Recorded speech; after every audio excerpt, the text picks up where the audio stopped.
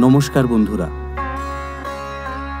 আপনারা শুনছেন স্টোরি কুটির, এক ঘর গল্প। আমাদের আজকের প্রযোজনা একাকিনী কাদম্বরী। গল্প, চিত্রনাট্য এবং পরিচালনায় গৌরীনাথ বন্দ্যোপাধ্যায়। প্রযোজনা শোভনজিৎ ও অনিমেষ। চরিত্রায়নে সুস্মিতা, কৃষ্ণা, বিহঙ্গ, শুভেন্দু এবং রিক। পরিবেশনায় থিয়েটার প্লেস।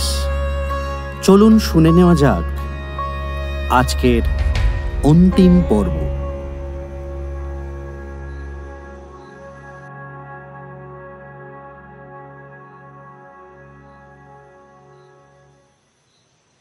রবি, রবি, রবি, তুমি কোথায়? এই তো আমার সাথে কথা কইছিলে। কোথায় গেলে রবি? তবে কি নতুন বউ তাকে ডেকে নিলে? আমার কাছে এসেছিল বলে? না না না না না না, তা কি করে হয়? তবে কি আমার মনের ভুল?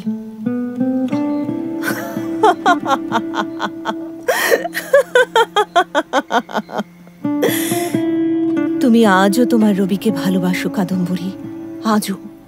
তাই তো তোমার শয়নে স্বপনে শুধুই রবি রবি রবি। সময় ছুটিয়া চলে অস্বক্ষর স্বরে, দূরে, বহু দূরে। আজ একটু পরেই আমার স্বামীর জাহাজ সরোজিনীর বাণিজ্যিক যাত্রা শুরু করবে কলকাতা থেকে পূর্ববঙ্গে। আজ এই জ্যোৎস্না রাতে গঙ্গার বুকে জমে উঠবে সেই পারিবারিক আনন্দ উৎসব। আমার মেজোজা জ্ঞানদা নন্দিনী পরশু থেকেই তো জাহাজে আস্তানা করেছে। আমি তো বিলাত ফেরত বিদ্বান বিদুষী তার মতন সুন্দরী নই, তাই আমার উপস্থিতি না হলেও চলে। আচ্ছা, আমার সাজ কি ঠিক আছে কাদম্বরী?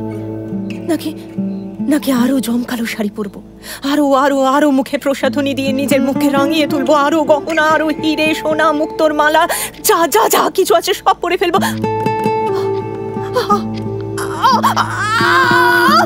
অসহ্য এই ঘড়িটা আমাকে যেন বিদ্রুপ করছে, বারবার আমার দুর্বলতায় আঘাত আনছে। সেটা আমাকে যেন বলছে সে বয়ে চলেছে। শুধু আমি থমকে গেছি। আমি আজ স্তব্ধ। ঝড়ের আগে যেমন সব স্তব্ধ হয়ে যায়, বোঝা যায় এবার ঝড় উঠবে। এই ঝড়ের তাণ্ডবে সবকিছু ওলট পালট হয়ে যাবে। এই দর্পণও আমাকে বলছে, হতভাগী, তোর কেউ নেই, তুই একা, তুই একা। কেন এই অবহেলা? কেন এই তাচ্ছিল্য? আমি জেনে শুনে বিষ করেছি। দর্পণে কাকে দেখো তুমি? ও যে মুখপুরি কাদম্বরী। তোর কেন রে এত সাজের ঘটা? কেন? যা যা যা, রাত ফুরলে বিদায় হ। তাতেই তুমি খুশি হবে বলো? ওই মুখপুরীর মুখ আর তোমাকে দেখতে হবে না। তাকে কি দেখছিস? সব ভেঙে চুরমার করে দে হতভাগী, সব ভেঙে চুরমার করে দে।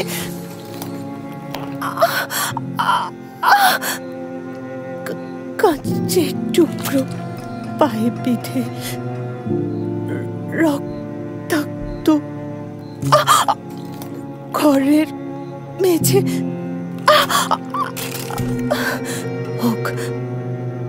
হোক সে রক্তাক্ত। আজ এই আঘাত আমি অনায়াসে সহ্য করতে পারবো। কাদম্বরী সহ্য করবে। তোমরা দেখো, আমি সেই জোড়াসাঁকো ঠাকুর পরিবারের মহর্ষি দেবেন্দ্রনাথ ঠাকুরের স্নেহধন্য পুত্রবধূ, বাবু জ্যোতিরিন্দ্রনাথ ঠাকুরের একমাত্র স্ত্রী কাদম্বরী, কবি রবীন্দ্রনাথের বৌঠা। রবি, আজ যে আমার কণ্ঠে তোমার গান বাজে। সব যে হয়ে গেল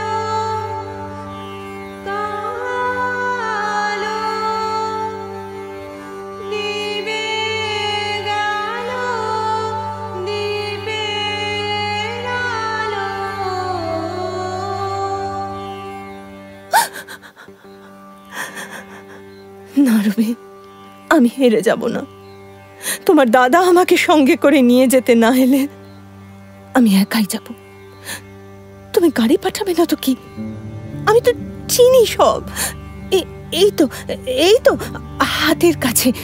আমি আমি পাখির মতো উড়ে যাব ওই নীল ঘন নিঃসীম শূন্যে, হালকা শরীরে চিরকালের মতো।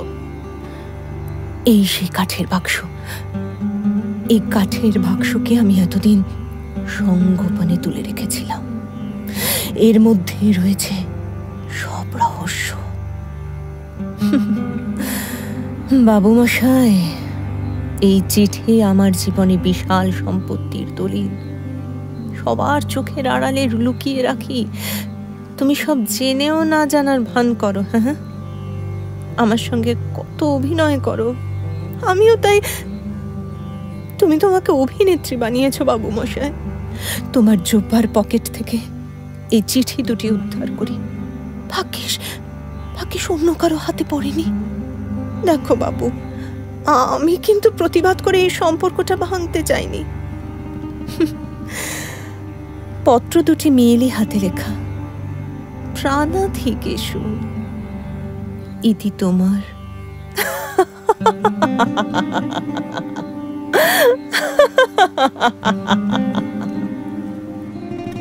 সই, এই তো তোমার সরোজিনীর অসামান্য সাফল্যে তোমার বাবু তোমাকে পুরস্কার দিয়েছেন। কত বড় উপহার বলো। সারা জীবন তাকে যত্ন করে সাজাবে, আদর করবে। এ কি তোমার যে সে উপহার গো? কাদম্বরী, এবার তোর পালা শেষ।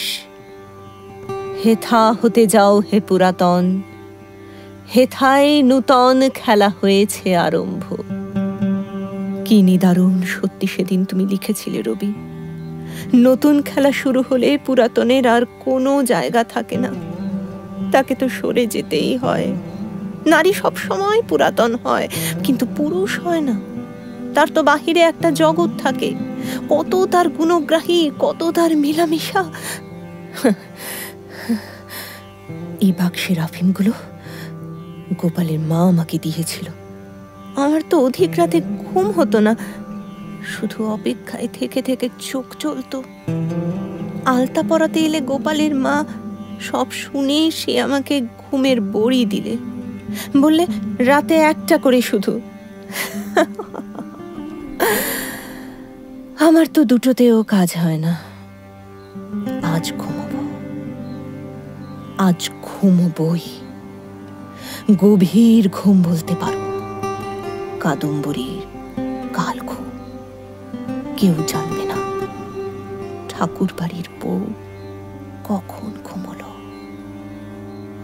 ঘুমের আগে একটা চিঠি লিখি। কাকে লিখব? রবিকে? না না না না না, রবির ঘরে এখন নতুন স্ত্রী আছে। আমার পত্রে রবির বিড়ম্বনা হতে পারে। আর তাছাড়া আমার স্বামী থাকতে আমি রবিকে কেন লিখব? আচ্ছা, কি বলে তাকে সম্বোধন করব? প্রাণাধিকেষু? না, তা কি করে বলি? আরেকজন তো তার পরাণ প্রিয়। তবে কি লিখি? প্রিয়তম?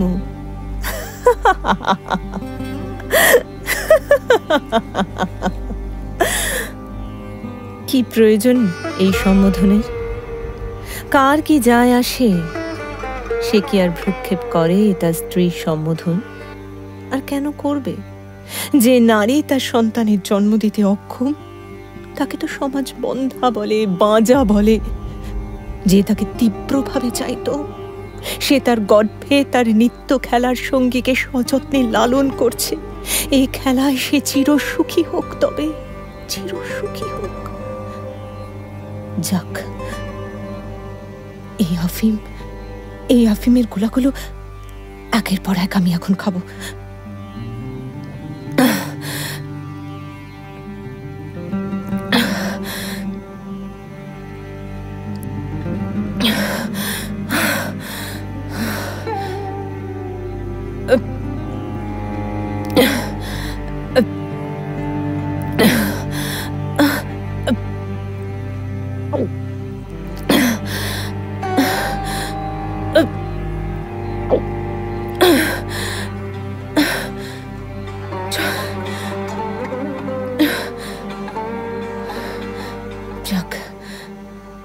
এবার তুমি নিশ্চিন্ত বলো, চিঠিটা এবার শেষ করি।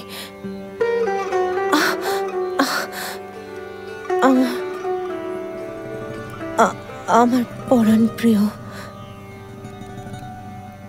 আমার পত্রের শেষে ইতি তোমার জন্মান্তরের কাঙালিনী কাদম্বরী।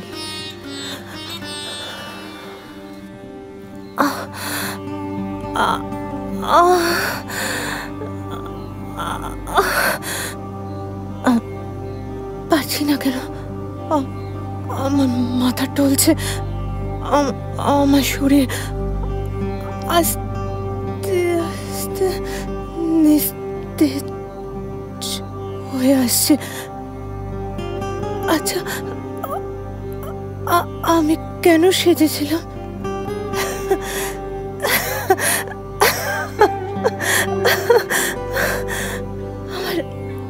আমার স্বামীর নৈশ পার্টিতে যাব, আমার গায়ে এত স্বর্ণালঙ্কার, হিরে মণি মানিক, কি দরকার আমার এত সাজার?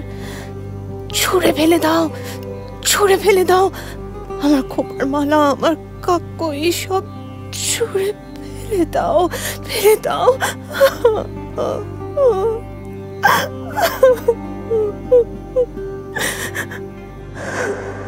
যখন পড়বে না পায়ের চিহ্ন এই বাটে,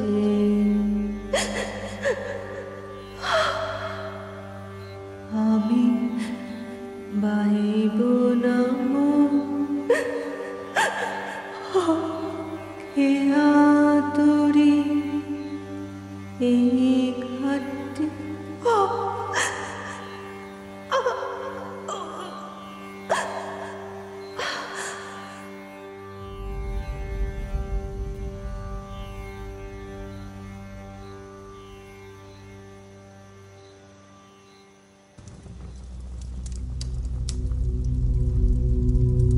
এই নিয়তির পেছনে কি কারণ থাকতে পারে তার অনুমান আমি করতে পারছি, যদিও সে কারণ বিচারের সময় এখন নয়। শোনো, ভোরের আলো ওঠার আগে ওনার সৎকারের ব্যবস্থা করো, আর নজর রাখবে এর মধ্যে সরকার, কোনো সংবাদ মাধ্যম যেন ঘুণাক্ষরেও এমন মৃত্যুর সত্যতা যাচাই না করতে পারে। তারা জানবে এটা খুব স্বাভাবিক মৃত্যু। কোনোভাবেই যেন এই চিৎপুর ঠাকুর বাড়ির ঐতিহ্য কালিমালিপ্ত না হয় সেদিকে লক্ষ্য রেখো। সৎকার যথাযথ সম্মানের সঙ্গে যেন করা হয়।